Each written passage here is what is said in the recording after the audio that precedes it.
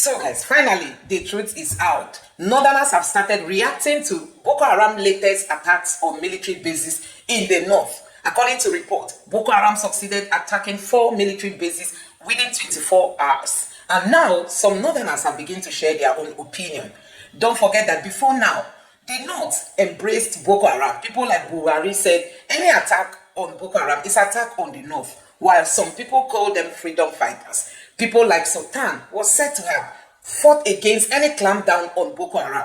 Also, Shetima, who is the current vice president of Nigeria, is said to have embraced them when they all started. Now, they are terrorizing Nigeria beyond imagination. And some people are now raising alarm. So, guys, the threat of Boko Haram is becoming very, very, scary. I'm going to allow you to take a look at this video where this Northerner has shared his opinion on what is happening in Nigeria, calling out the Tinubu's government, to stop all this, their lackadaistic kind of attitude towards the fight against insecurity, because we all know they told us that it's $1 billion industry and some people are enjoying it. So I'm going to allow you to take a look at what this guy has got to say and other clips that will be attached together alongside with this. Let me know your honest reaction in the comment section below. Now take a look.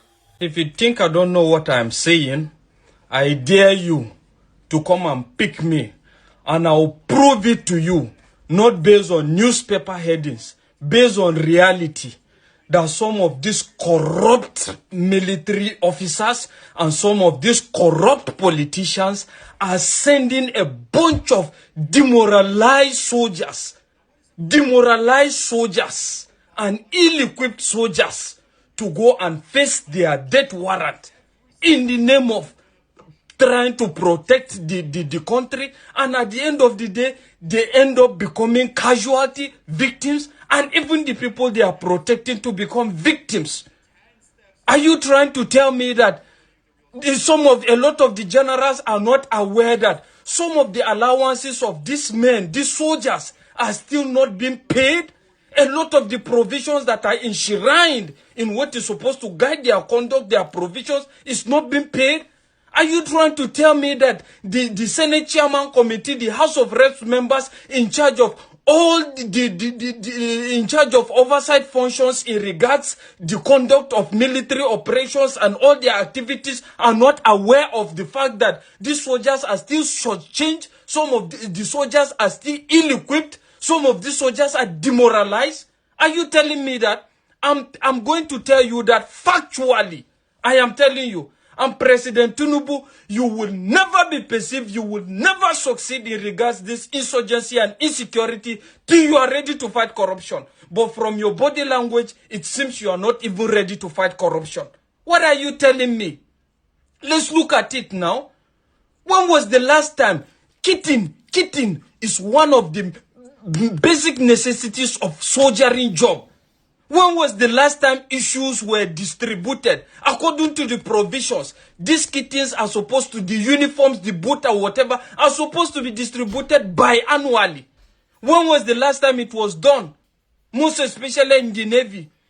We're talking about almost close to 10 years ago. And you are sitting down here and you are now acting as if you are not aware. What happens to the medical service that these people are supposed to be benefiting from? What are the medical services? It's rubbish. A typical military man would prefer to go and subscribe to private hospitals rather than going to military hospitals that are supposed to checkmate that. Are we going to be talking about their allowances? Their allowances are still shortchanged up to today. Are you saying you are not aware? At the end of the day, you send a bunch of demoralized soldiers. And at the end of the day, they are now at the mercy of Boko Haram, bandits, and the rest of it. And all you can do is whenever situations happen, you come and say you are giving a marching order, for military to go and apprehend. How many have they apprehended? You have a lot of corruption charges that you are supposed to look into. And I wonder why the likes of even Buhari are working freely when they have a lot of questions to answer. What happened to the Dasuki Gate? What is now the situation with Dasuki Gate? What happened to the charges in regards to the former chief of naval staff, Jibrin? What has happened to it? And a lot of other corruption charges in billions. And you are sitting quiet and keeping quiet. All you're just thinking about is defection, how to win the next election. I'm telling you that if you don't do anything about this, if you are not ready to fight corruption, I am telling you, by God's grace, you will not see that. And at the end of the day, even when you succeed in that, where is the humanity in you? How do you want to be remembered? You want to be remembered as a president that just did 2 times tenure? And at the end of the day, you are gone. How old are you? How old are you? How many years do you have left? I'm talking to you, Tinubu. How many years do you think you have left on the face of this earth? And you can't confront these things and stand and kick against them? Look at the way they are just unaliving soldiers. Look at the way they are unaliving civilians. And at the end of the day, we come back and play politics about this. How long is this going to remain? A lot of short changing. Look at their feeding. Look at how do you expect a soldier now that is faced with a lot of these things in his head? The fact that he's thinking about how to survive, how to feed his family. There's no good adequate medical care. Kitten, he have to buy boots for himself. He have to buy uniform for himself. Out of how much? It's only in Nigeria that you see a soldier trying to see how he can measure to survive out, feeding, just feeding, till the next era comes. They complain of being shortchanged. You people introduce IPPIS. IPPIS, what has it changed? Nothing. You have succeeded in just dividing one part to some of the corrupt military officials and one part to a kind of a private business entity. What is happening recently of the moment? You have a situation where they are paid allowances. It takes almost after they are paid IPPS. It takes almost after 15 days for them to receive their allowances, dividing this little money that they have. A lot of ills going on. And I bet you, if you are ready to fight insecurity in that country, if you are not ready to fight corruption, I'm telling you, there's nothing that is going to change. Nothing. Absolutely nothing. A lot of ills, a lot of corruption is going on. Tell this to everybody. A lot of corruptions proven. It can be proven that is still going on in the military. And you are quiet about this. You are quiet about this. All you can just come and tell is you have given marching order. What the hell? Who has marching order helped? Look into the details. Look into the major cause of all these things. Why are we having a bunch of demoralized soldiers? Why are we having a bunch of ill-equipped soldiers going to fight this insurgency? So guys, you have seen what is happening in Nigeria today. Honestly, I feel for our military men. Honestly, the way they are being managed, all round. Like this guy was saying, even their kitting is a challenge to provide. Not to talk of their food, not to talk of the salary they earned, not to talk of the other allowances they are supposed to be given. A whole lot of challenges.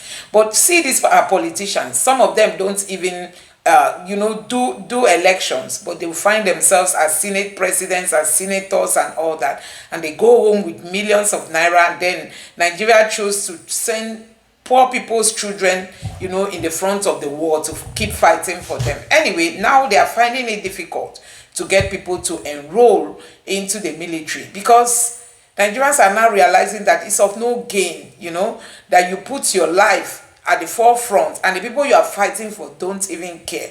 None of them. You cannot see any of the lawmaker donate his or her salary, or even just a percentage of his salary, to help and support the military.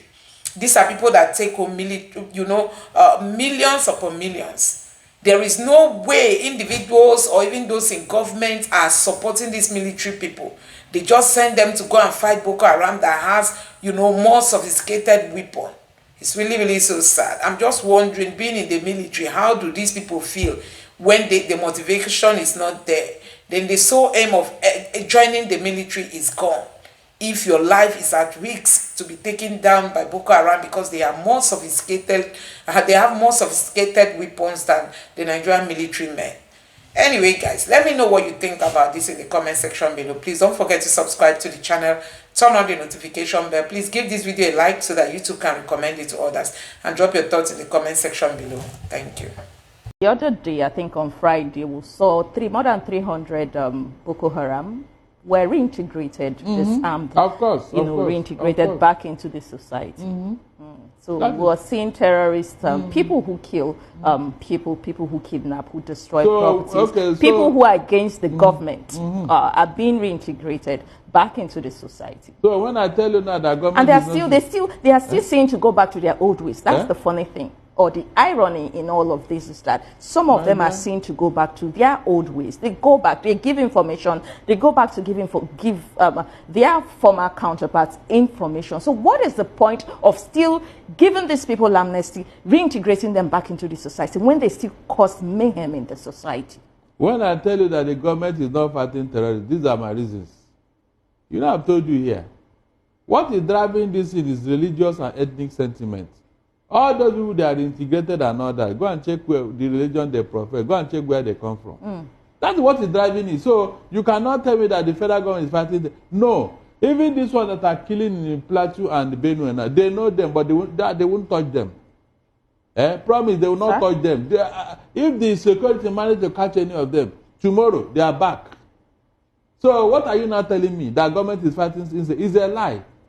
Pure lie, complete lie. They are not doing anything. All these things you are hearing and seeing is just smoke screen. Shetima went to Plateau. He went to Bay. It's a pure lie. It's deceit. Pure deceit. They are not serious. Let that Shetima explain to us what he was doing with the Kabiru Sokoto. That was found with him. That was found in his residence. Of course. Before he became vice president, what was he doing with that man? Up to today, did he explain to us? In Borno State. So please, people should spare all those tricks. I'm not interested. All right. When they are ready, and when Nigerians are ready, we will know how far. Until this thing get to a head, this matter will not be solved. Mark my word. Until it get to a head, until the people fight back with the same ammunition they are using against them, this thing will never come to an end. The terrorists have been degraded. There is little doubt that normalcy has greatly returned to the northeast region compared to where we were 5 to 10 years ago. In war, you have several campaigns, which are a series of coordinated operations aimed at achieving strategic objectives. So, you win some, you lose some. But what is most important is the statistics of what you win against what you lose. In the last 1 week alone, I can tell you for a fact that over 20 terrorists have been neutralized, and we have also recovered several arms and ammunition, even as we continue to conduct operations on multiple fronts as we speak. For now, most citizens have returned to their communities and socioeconomic activities have resumed. Malam Fatori and Kukawa are recent success stories where almost 20,000 internally displaced persons have returned to their ancestral homes. However, what is happening in Nigeria is not unconnected to the situation in the greater Sahel region, where barracks in neighboring countries are being ransacked and weapons carted away. These weapons find their way down into Nigeria due to our large and porous borders, thereby re-energizing the fight. 2 years ago, we were ready to say that the conflict was over, but the deterioration in the security among Sahel states have also affected us. So, in spite of this progress, the terrorists have also adapted. This is possible also due to the relative ease with which they can access technology. For instance, since November of last year, we noticed the introduction of the use of armed drones to carry out attacks. Like you will find out in Israel and Ukraine, these drones are difficult to detect by conventional radar detection systems. In the last 2 months, we have been re-strategizing and reorganizing. The Chief of Army Staff was here just a week ago, and several changes have been made in theater. I, for instance, am one of such changes, having just taken over command about 2 weeks or thereabouts. Additional platforms and personnel are being inducted into the theater, but what the terrorists have resorted to doing is carrying out multi-pronged attacks on several isolated and vulnerable deployments and using it as a propaganda, which is why we are also reviewing our deployments. Yesterday alone, there were attacks in Ran, Dikwa, and Gajiram, And all these attacks were defeated, apart from Ran, where they succeeded in penetrating to an extent, leading to the loss of 4 gallant personnel. However, let me reassure you that the overall resolve of the Nigerian military is that we will completely defeat this terrorism and restore peace to the region once and for all in the shortest possible time. We just need the support of the nation. For the terrorists, I urge them to toe the path of their colleagues who have surrendered and are being humanely treated or risk being eliminated in the long run. The military is fully resolved and resourced to bring the battle to a favorable conclusion. Our troops are highly motivated and our resilience is not dampened.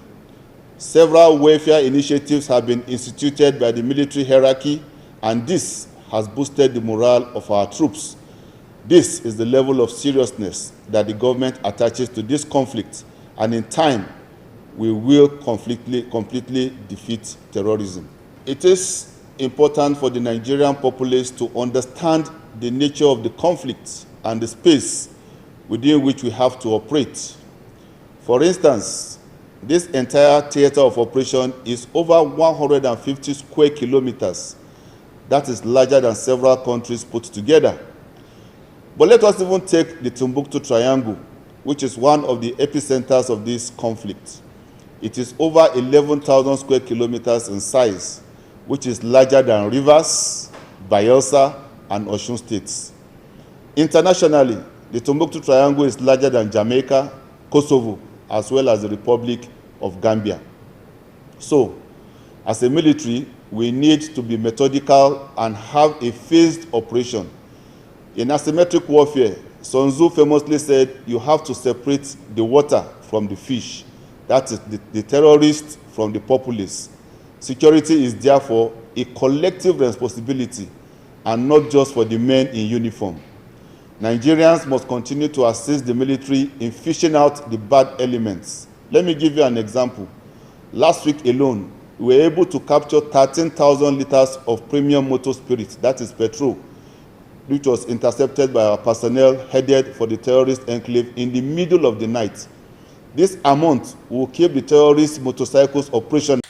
So guys, you have seen it for yourself. This is what we are saying about insecurity in Nigeria. Is really becoming unbelievable. The way these terrorists are coming out this time, showcasing their power. They now have intelligence to understand that Nigeria does not have enough manpower, and they are taking advantage of that. You can imagine them attacking 4 military bases. The question remains, don't we have intelligence? Is there nobody that is helping us? A country that has been at war for like how many years now? You know, so we don't have a very strong intelligence that dictates the movement of these people. How can you leave your soldiers at the mercy of Boko Haram? When you don't have intelligence, how do you protect the people fighting against you? So your enemies will be taking you, you know, just at any time they want. They will just come in and do whatever they want and still make away with whatever they want to take away. So we've been told that Boko Haram is operating with sophisticated weapons and drones, and then they will still come into the Nigerian military and still make away with what they have there. So guys, it's really a very sad situation. Anyway, let me know what you think about this in the comment section below. Please don't forget to subscribe to the channel, turn on the notification bell. Please give this video a like so that YouTube can recommend it to others, and drop your thoughts in the comment section below. Thank you.